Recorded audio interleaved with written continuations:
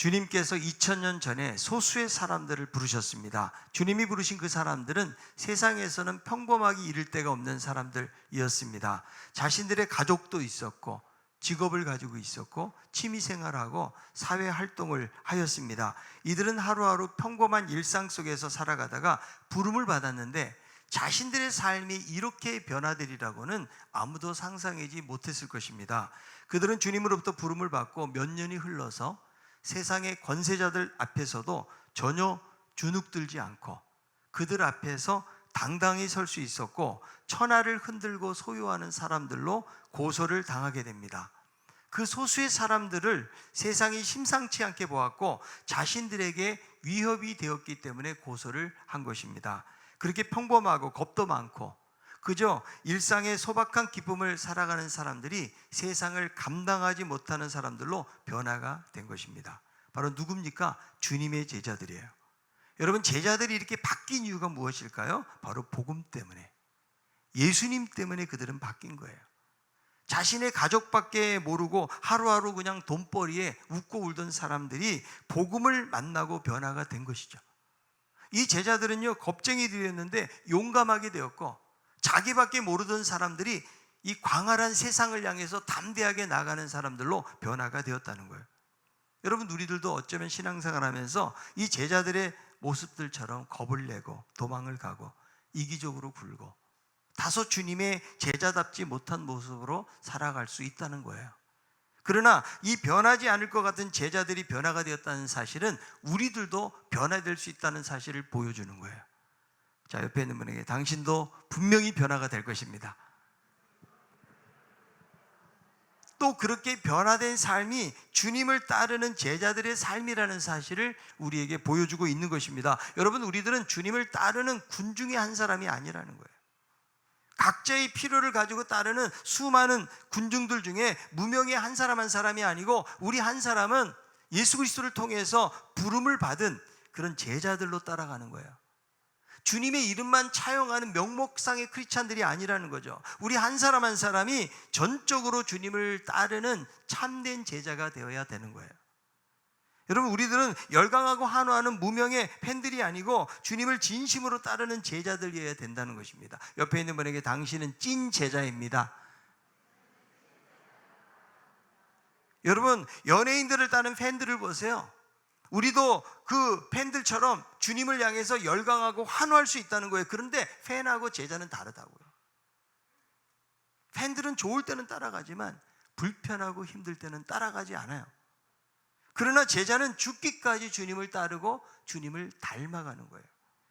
제자된 우리 그리스도인들은 주님의 부르심 속에서 이제는 복음에 붙잡히고 복음을 위해서 변화된 삶을 살아야 되는 거예요. 그래서 이 사도행전은 복음으로 변화된 사도들이 어떻게 세상을 바꾸어 가는지에 대해서 우리에게 말씀하고 있는 거예요.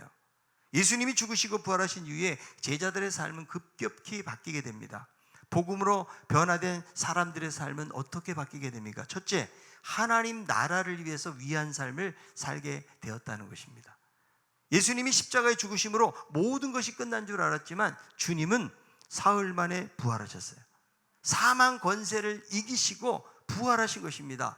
그리고 부활하신 후에 승천하시기까지 이 땅에서 40일을 계시는데 그때 제자들에게 무엇에 대한 말씀을 하셨는가 하면 하나님 나라의 일에 대한 말씀을 하셨다고 성경은 말씀해요. 사도행전 1장 3절이에요. 그가 고난받으신 후에 또한 그들에게 확실한 많은 증거로 친히 살아계심을 나타내사 40일 동안 그들에게 보이시며 하나님 나라의 일을 말씀하시니라. 이 땅의 지상에서 40일을 계시면서 하나님 나라의 일을 말씀하셨다는 거예요. 여러분, 이 하나님의 나라는 예수님의 핵심 사역이고 주제라고 말할 수 있어요. 예수님이 오셔서 처음으로 하셨던 말씀이 무엇일까요? 회개하라, 천국이 가까이 왔다. 하나님 나라에 대한 메시지를 전하셨고 이 땅을 살면서도 하나님 나라에 대한 일들을 감당하셨고 마지막 승천하시기 전에 40일 동안도 하나님 나라에 대한 말씀을 하신 거예요. 그러니까 여러분, 예수님의 처음과 끝이 바로 하나님의 나라라는 사실을 알 수 있거든요.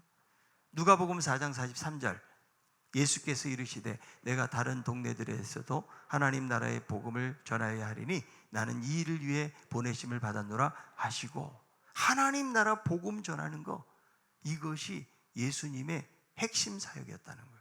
자, 오늘 본문 6절에 보니까 예수님에게 제자들이 묻습니다. 1장 6절입니다. 그들이 모였을 때에 예수께 여쭈어 이르되 주께서 이스라엘 나라를 회복하심이 이때니까 하니, 그들이 모였을 때에 지금 다 함께 묻는다는 것은 무엇을 말해요? 그들의 최고의 관심사예요. 언제 이 이스라엘이라는 나라가 회복이 되는 것입니까? 당시 유대인들은 메시아의 지상 왕국이 임하기를 소원하고요, 다윗 시대의 그 부와 군사력을 다시 한번 회복되기를 간절히 바라고 있었는데, 제자들도 마찬가지라는 거죠.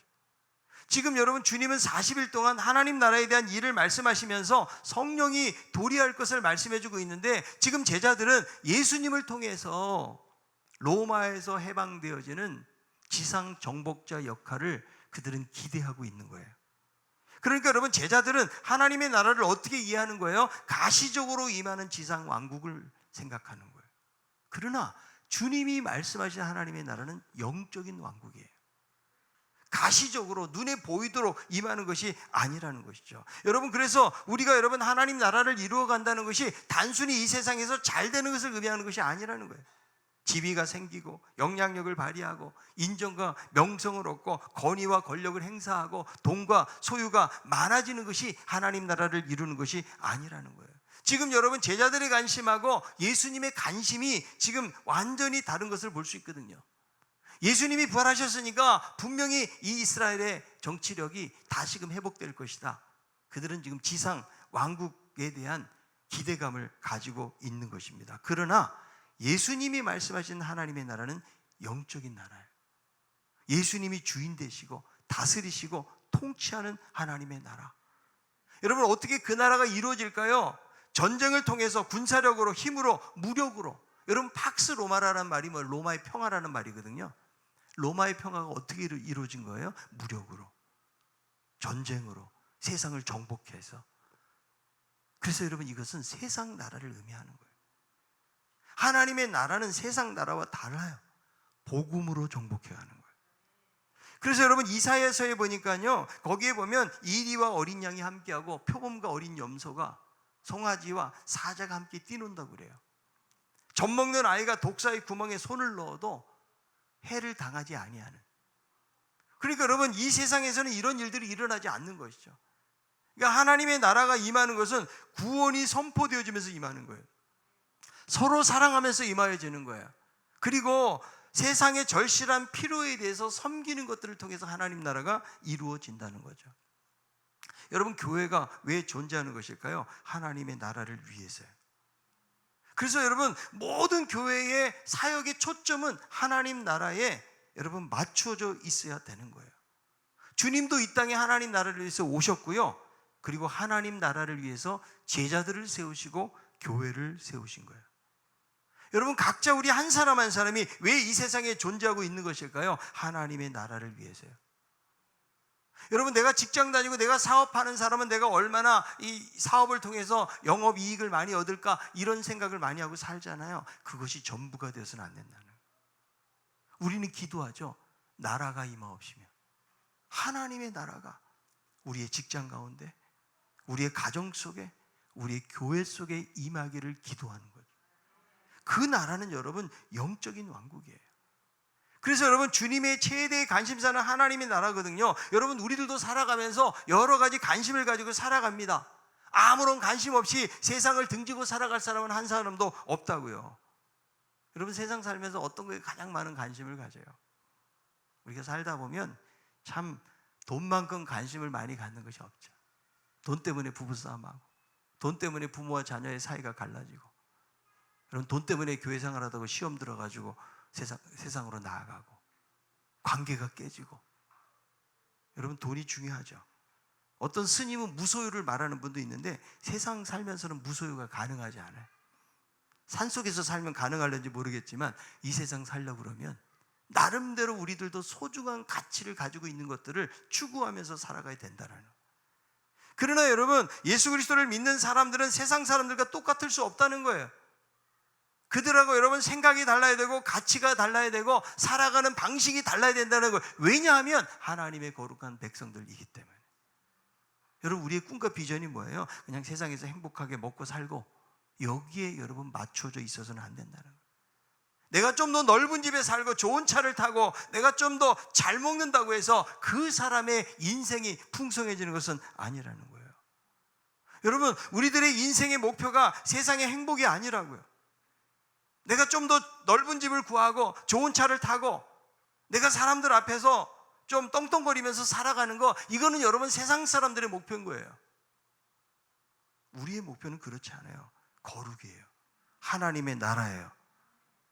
여러분, 우리가 돈만 벌기 위해서 이 땅에 온 것이 아니라는 거예요. 하나님 나라를 위해서 사는 거예요. 복음을 위해서 사는 거예요. 그래서 여러분, 하나님을 위해서 사는 것이 우리의 삶의 진정한 목표가 되어야 되는 거예요. 여러분, 이게 정말 중요해요. 여러분, 이 하나님의 나라는 죽어서만 가는 나라가 아니죠. 이 땅에서도 이루어집니다. 주 예수와 동행하면 그 어디나 하늘나라. 여러분, 이 하나님 나라의 가장 중요한 개념은 공간이 아니에요. 통치예요. 미래가 되었던 현재가 되었던지 간에 주님이 함께 하시면 그곳이 하나님의 나라. 여러분, 주님이 계신 곳이어야 돼요.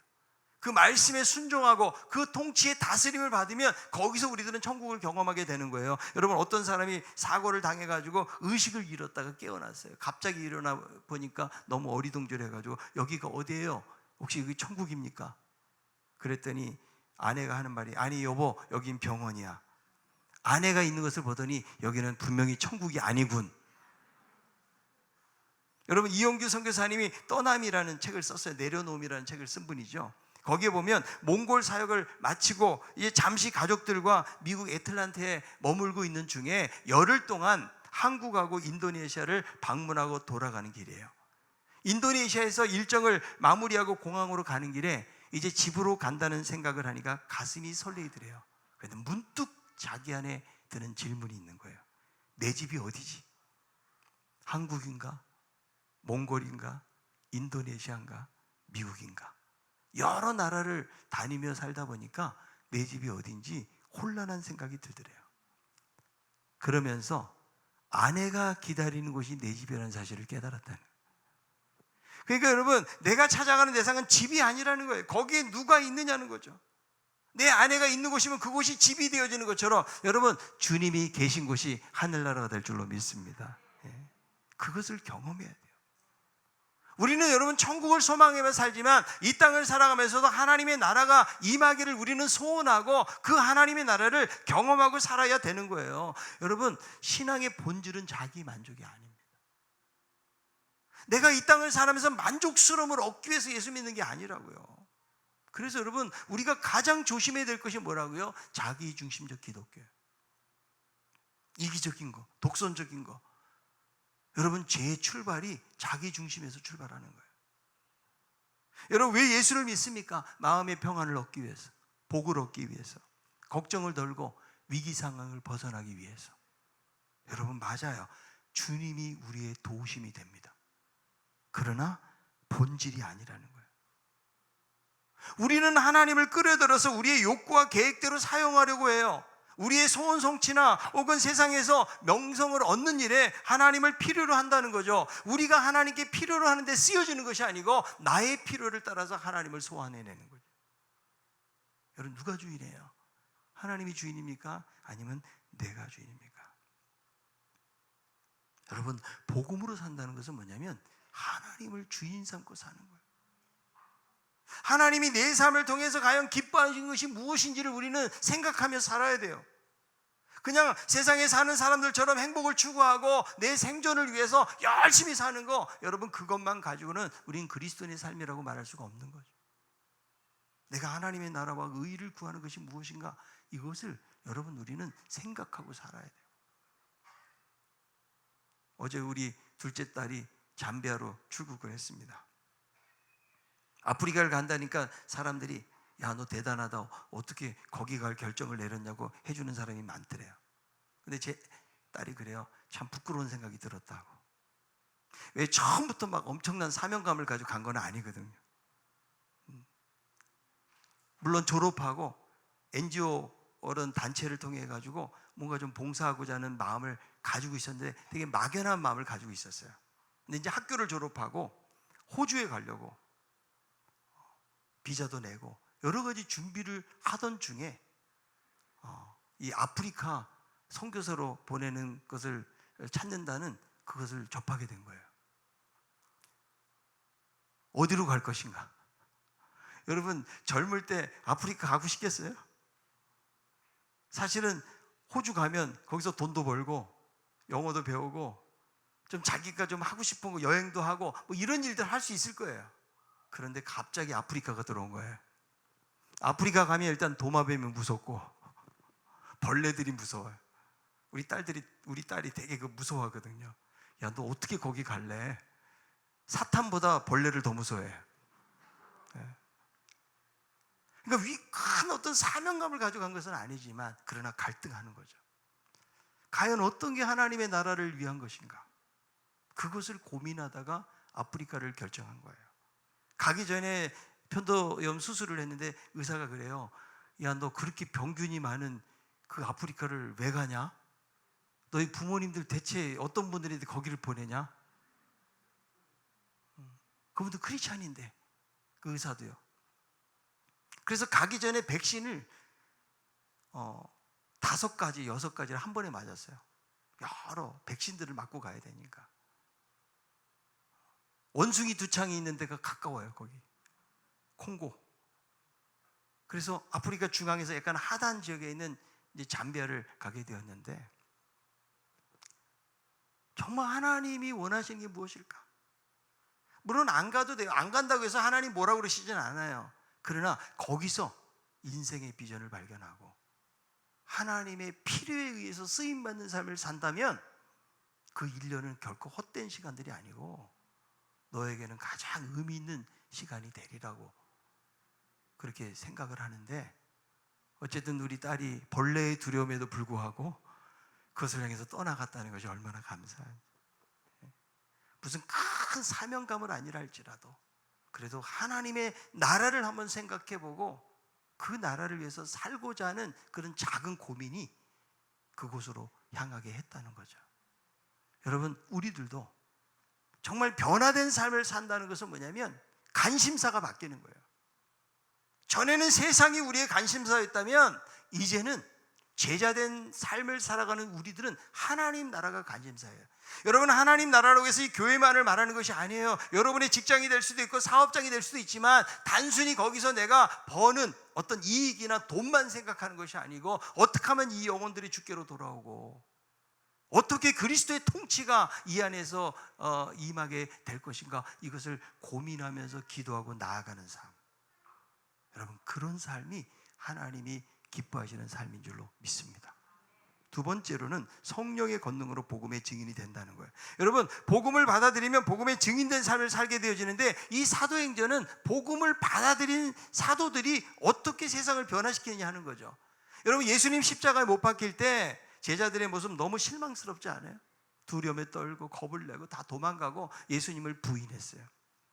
그래서 이 제자들 도무지 제자로서의 자격이 없는 거죠. 그런데 사도행전을 보니까 이렇게 실망스러웠던 제자들이 완전히 무언가의 변화가 되어서 당대하게 세상을 향해서 도전하는 모습을 보게 되는 거예요. 여러분, 대체 이 제자들이 왜 그렇게 변화가 된 것일까? 바로 성령을 받았기 때문이에요.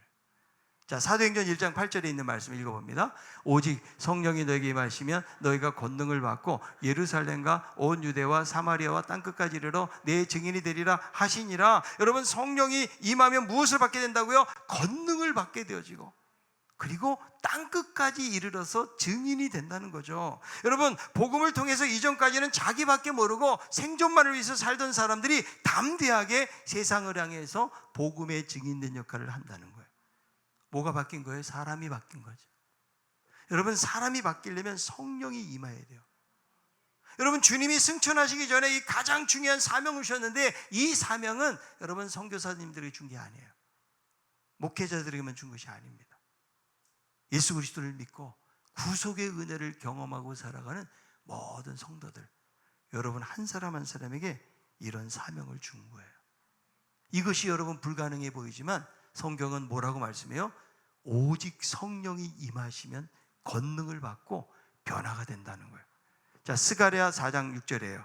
그가 내게 대답하여 이르되 여호와께서 수룹바벨에게 하신 말씀이 이러하니라. 만군의 여호와께서 말씀하시되 이는 힘으로 되지 아니하며 능력으로 되지 아니하고 오직 나의 영으로 되느니라. 여러분, 힘으로 되지 않고 능력으로 되지 않지만 무엇으로 된다? 성령으로 된다. 그래서 이 성령의 권능을 받잖아요. 버는 돈과 행복에 초점이 맞춰지지 않고 복음의 증인된 삶을 사는 거예요. 여러분, 성령 충만한 삶의 가장 큰 변화, 복음의 증인이 되는 거죠. 내가 충만해지잖아요. 복음을 전하지 않을 수가 없는 거예요. 여러분, 10월 23일 날 우리가 몇 년 만에 행복축제를 하는데 그동안 많이 기다리셨죠? 막 복음을 전하고 싶은데 아마 입이 근질근질 했던 분들이 많으리라고 생각하는데 이번에 아주 특별한 손님이 오십니다. 소통의 전문가, 아주 강연에서는 최고의 인기를 누리는 김창옥 교수를 게스트로 초대했어요. 아무도 놀라는 사람이 없지만 이 아무나 오는데 한 분이 아니에요. 되게 모시기 힘든 분이에요. 초대까지는 잘했어요. 이제 여러분들이 복음을 전하고 교회로 초대하는 데는 여러분의 몫이에요. 제가 어제 여기 마당에 있는데 어떤 분들이 주차를 하는 거예요. 자매 두 분이. 그러더니 옆에 테니스 치러 왔다고. 여기 차 좀 댔으면 좋겠대요. 그래서 대시라고 그러면서. 혹시 교회 다니세요? 교회 안 다닙니다. 10월 23일 날 김창욱 교수 옵니다. 아, 김창욱 교수가 와요? 사람들이 관심을 가져요. 안 믿는 사람들도 다 알아. 웬만하면 젊은 사람들 다 알고요. 그래서 여러분, 우리가 열심히 뛰어야 돼요. 코로나로 인해서 여러분, 우리가 복음에 대한 열정이 식어졌어요. 이전처럼 기도하지 않고 이전처럼 전도하지 않아요. 여러분, 세상 사람들의 냉랭한 태도 때문에 우리를 스스로도 그냥 포기하고 살아가는 거예요. 아, 요즘 전도한다고 누가 교회 나오나? 이런 부정적인 생각들로 팽배해요. 그러나 여러분, 제한하지 마세요. 여러분, 복음을 전하잖아요. 성령님이 역사하시는 거예요. 나는 심었고 아볼로는 물을 주었을 때 하나님이 자라게 하시느니라. 여러분, 우리는 전하면 되는 거예요. 여러분, 아무리 시대가 달라지고 세상이 바뀌어도 여러분, 복음을 전하는 증인의 삶을 살라고 성경은 우리에게 말씀해주고 있다는 거죠. 여러분, 이것이 교회의 가장 큰 사명이에요. 우리가 여러분 여기서 예배드리고 맛있는 음식 먹고 서로 이야기하고 교제하고 이런 친목단체가 아니에요. 교회는요, 우리 한 사람 한 사람이 말씀을 듣고 세상에 나가서 성령의 권능으로 복음을 전하는 영적 군사들이 여러분들이에요. 자, 옆에 있는 분이 당신은 복음을 전하는 영적 군사입니다.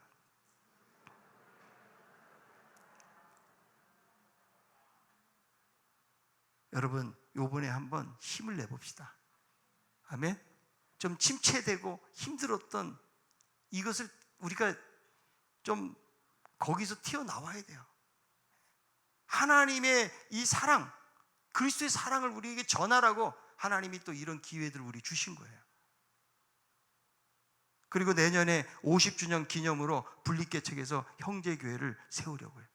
여러분, 한국교회가 2000년 전에서 분립개척들이 많이 이루어졌는데요, 거룩한 빛 강성교회가 16개, 안산동산교회 17개, 최근에 여러분 분당 우리교회에서 29개 교회 개척을 했죠. 대형 교회들이 몇몇 교회들이 다양한 방법으로 분립개척하고 지금도 여러분 대형 교회들 가운데 계속해서 분립개척하는 교회들이 많이 있다는 거예요. 우리 교회도 50주년을 기념으로 해서 분립개척의 비전을 가지고 진행하려고 하는 거예요. 여러분, 40주년 때 우리는 선교사를 1호 파송했어요. 이제 50주년이 되어서는 형제교회를 세우는 거예요. 왜 세울까요? 하나님 나라 확장하고 복음의 증인되기 위해서. 아멘. 여러분, 요즘 교회도 많은데 무슨 또 교회냐고 하는 분들이 계실지 모르겠어요. 그런데 한번 묻고 싶어요. 여러분, 교회가 많은 것이 좋아요? 술집이 많은 게 좋아요? 예배당이 많은 것이 좋습니까? 아니면 막 이상한 방들이 막 생겨나는 게 좋습니까? 여러분, 하나님께 예배하고 복음을 전하는 교회가 있다는 것이 놀라운 축복이에요. 여러분, 이런 재미난 이야기 했잖아요. 한 건물에 술집과 교회가 있는데 얼마나 교인들이 술집이 없어지게 해달라고 기도했는지 몰라요. 그런데 어느 날 술집이 불이 타서 타버리니까 술집 주인이 고소를 한 거예요. 교회가 기도를 열심히 해서 술집이 불탔으니까 손해배상을 해달라고. 그랬더니 교인들이 하는 말이, 아니 기도한다고 그렇게 됩니까? 여러분, 술집 주인은 기도의 능력을 믿는데 교인들은 오히려 안 믿는다는 아주 아이러니한 이야기죠. 여러분, 이렇게 힘든데 분립하는 이유가 뭘까요? 대형 교회보다 중소형 교회가 성경에서 말하는 건강한 교회를 세우는데 훨씬 용이하기 때문에. 일단 교회가 여러분 몸집이 커져 보세요. 건강 지키기가 어려워요. 왜 대형 교회에서 문제들이 많이 생겨날까요? 예산이 엄청나거든요. 그래서 조금 잘못하면 여러분 그것이 엄청난 사회의 파급력을 불러일으킨다고요. 기독교 역사 속에서 여러분 초대교회들 다 사라졌어요. 건물만 남았는데 여러분 유럽의 기라성 같은 교회들이 다 쇠퇴하고요. 지금 건물만 남아가지고 박물관으로, 관광지로, 심지어는 여러분 술집으로 팔리고 있다는. 여러분 앞으로의 목회 전략은요, 몸집을 줄여야 돼요. 과거에는 그냥 여러분 사람들 많이 모이고 몸집 큰 것만 생각했거든요. 여러분 골리앗이 왜 다윗에게 졌을까요? 골리앗은 덩치가 너무 커가지고 몸을 움직이는데, 지탱하는데 느려 터졌어요. 그런데 다윗은 저처럼 몸이 가볍고 잽싸게, 그러니까 이긴 거예요. 지금은 여러분 과거처럼 여러분 교회를 세웠다고 사람들이 몰려온 시대가 아니라고요. 이제는 여러분 한국 교회가 이미 성장이 감소한 지가 오래되었다니까요. 지금 유지하기도 어려워요. 코로나 겪으면서 얼마나 많은 사람들이 빠져나갔는지 몰라요. 그래서 여러분 작더라도 복음의 본질을 가지고 있는 그런 단단한 교회를 세워가야 돼요. 여러분 큰 나무가 하나 가는 역할보다 작은 나무들이 많아가지고 숲을 이루어야 돼요. 그래야 도시를 변화시킬 수가 있는 거예요. 여러분 코로나 시대 최고의 목회 대안이 뭘까요? 바로 셀교회입니다. 소그룹을 통해서 성도들을 훈련시키는 교회들이 건강하게 살아남아요. 왜냐하면 초대교회가 그랬기 때문에 그래요. 그래서 우리 신강교회도 어렵지만 형제교회를 세워가지고 서로 프로그램도 공유하고, 우리가 거기 가서 함께 예배 드려주고, 전도대가 가서 전도도 해주고 말이죠. 그 지역을 하나님 나라 확장하는데 우리가 그렇게 해야 되는 거예요. 여러분 내년까지 한 1년 정도 남았어요. 좋은 장소를 달라고 여러분 기도하시고, 그리고 거기서 함께 섬기는 성도들 하나님이 도전을 주시면 그 형제 교회 가서 여러분들이 섬기세요. 아멘? 그런다고 다 가지는 마세요. 여러분 세상적 가치로 생각하면 왜 교회를 분립합니까? 우리 교회 더 많은 사람들이 모이고 재정을 많게 해서 좋은 건물 짓고 이렇게 가죠. 그러나 저는 하나님 나라의 가치가 아닌 걸 알기 때문에. 여러분 개혁이 빠를까요? 개척이 빠를까요? 여러분 오래된 교회는 개혁이 안 돼요. 이미 여러분 내가 굳어져 버렸어요. 그런데 여러분 개척을 해보세요. 새벽기도 할 사람 없으면 새벽기도 나가는 거예요. 전도할 사람 없어요. 전도 나가게 돼 있다고요. 자기 책임감이 있어야 되는데 여러분 교회가 크다 보면 묻어가는 거예요. 아 알아서 하겠지, 알아서 봉사하겠지, 알아서 배우겠지. 아무도 할 사람이 없다고 생각해 보세요. 책임감을 가지고 일하기 때문에 여러분 거기서 생동력이 생기고 생명이 생기는 역사들이 나타나니까, 여러분 매너리즘에 빠졌고 내 신앙이 아무리 좀 발버둥 쳐도 잘 안 되는 분들 있잖아요. 내년에 우리 김태호 목사님 함께 따라 나가세요. 그래서 여러분들이 신앙의 변화가 와야 돼요. 그리고 그 교회 나가서 2년 3년 동안 봉사하고 계속 있을 사람은 계속 있고, 또 여러분 새로운 성도들이 오면 자리를 또 옮겨줘야 돼요. 본교회로 돌아오고. 그래서 여러분 이런 교회를 만들어서 정말 건강한 교회들을 세워가는 거, 여러분 이것이 너무나 중요한 하나님의 비전이라고 저는 생각해요. 여러분 안 된다고 여길 때에 하나님이 되게 하심을 경험하는 성도들 되기를 바랍니다. 여러분 코로나 때 장사가 안 돼서 이런 업종들, 타격받은 업종들이 많지만, 그런데 코로나 때 유별나게 잘 되는 업종도 있잖아요. 다 교회가 안 된다고 그래도 여러분 이 어려운 때에 갈수록 잘 되는 교회들도 많이 있다고요. 여러분 하나님이 하시면 되는 줄로 믿습니다. 여러분 성령이 역사하면 되는 거예요. 그래서 8절에 여러분 말씀 보세요. 증인이 되라가 아니고 증인이 되리라. 성령을 받으면 자연스럽게 증인이 된다는 거예요. 여러분 순서를 바꾸지 마세요. 증인이 돼가지고 성령의 권능을 구하는 것이 아닙니다. 성령의 권능을 먼저 구하는 거예요. 성령이 충만하면 내가 복음을 전하지 않을 수 없는 관계가 되는 거예요.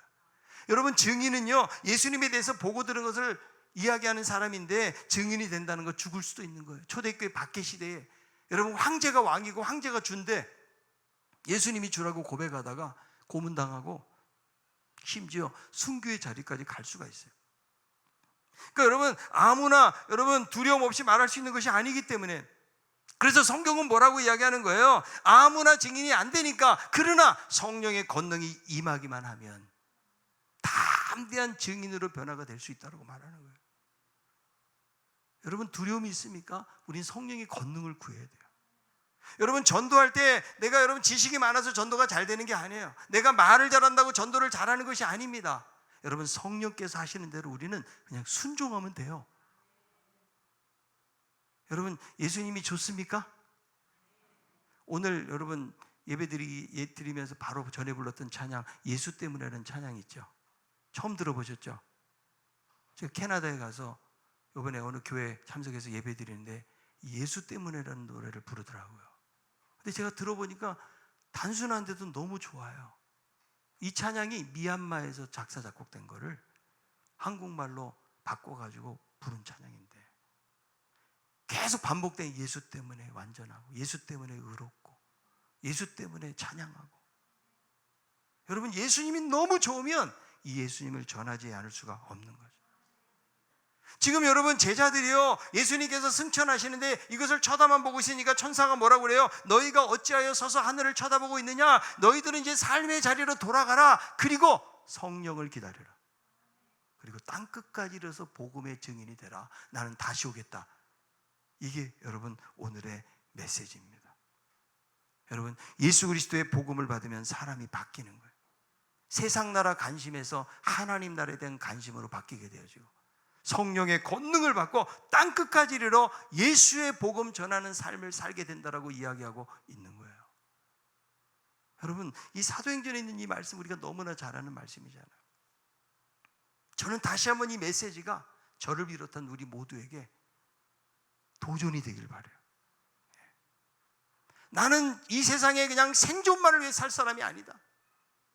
여러분 열심히 살아왔지만 그것이 내 자신만을 위한 삶이라면 우리는 하나님 앞에 바로 살고 있지 않는 거예요. 주님이 그토록 원하시는 이 복음, 그리스도의 놀라운 사랑, 그 십자가의 사랑, 예수 때문에 예수님 때문에 내가 이렇게 좋습니다. 이것을 여러분 우리가 다른 사람들에게 담대하게 말하지 않는다면 어찌 예수를 믿을 수 있으리요? 누가 예수 믿겠어요? 여러분 내가 좋은 거 내가 말 안 하고 침묵하고 있다면 어떻게 복음이 증거가 되겠어요? 여러분 주변에서 여러분들에게 예수 그리스도의 십자가의 복음을 전해가지고 여러분 믿게 된 사람 얼마나 될까요? 그만큼 복음을 전하는 사람이 많이 없다는 거예요. 여러분 복음 전하는 거 어려워요. 사도 바울도 고린도 교회에 심히 두렵고 떨었다라고 이야기해요. 그러나 성령이 임하면 이런 겁쟁이 제자들이 바뀌어서 복음을 담대하게 증거하는 사람들이 되는 거예요. 여러분 예수 믿는 건 나만 좋아하면 안 돼요. 이거를 전하십시오. 여러분 힘들고 여러분 두렵고 내가 무슨 말을 해야 될지 모른다 할지라도 예수 그리스도의 그 십자가의 은혜를 전하세요. 여러분 그리스도의 사랑을 전할 때에 이 사람이 변화되고 안 변화되고는 하나님이 하시는 일이에요. 우리는 그냥 거기에 순종해가지고 주여 믿습니다 그러고 그들에게 전달해 주는 거예요. 그럼 우리가 입을 닫고 침묵하고 있으면 여러분 하나님의 복음은 더 이상 전달되지 않고 우리 교회에 맡겨진 사명 감당하지 못하는 거예요. 여러분 한 사람 한 사람이 이제 세상으로 나가서 복음의 담대한 증인들의 역할을 해야 돼요. 땅끝까지 이르러 예루살렘과 온 유대와 사마리아 땅끝까지 이르러서 여러분 이렇게 평범하고 일상적이고 부족함이 많은 제자들이 성령을 받으면서 놀라운 사도행전의 역사들이 일어났던 것처럼 여러분 사도행전 28장이죠. 이제 여러분들이 29장을 쓰는 거예요. 우리 모두의 행전이 돼야 돼요. 우리 신강교회 행전이 되기를 바랍니다. 그래서 여러분 복음을 전함으로 우리 행복축제를 통해서 많은 사람들을 주께로 들어오게 하고 또 새로 교회를 개척하는 가운데 하나님 나라를 확장하는 일에 귀하게 쓰임받는 우리들 모두가 다 되기를 바랍니다. 아굴라와 브리스길라 아주 평범한 사람들이지만 복음을 위해서 헌신했던 사람들이기 때문에 그들은 목회자는 아니지만 그러나 평신도 부부로 하나님 나라에서 귀하게 쓰임받았던 것을 말씀을 통해서 보면서 내가 어떤 직업을 가지고 있든지 간에 하나님, 내가 하나님 나라에 대한 관심으로 살기 원합니다. 그리고 성령의 권능을 받아서 사람을 만날 때에 복음을 전거하고 하나님 나라를 전하는 일에 증인으로 쓰임받는 삶을 살기를 원합니다. 이런 믿음으로 담대하게 나아가는 우리 모든 성도들 다 될 수 있기를 바랍니다.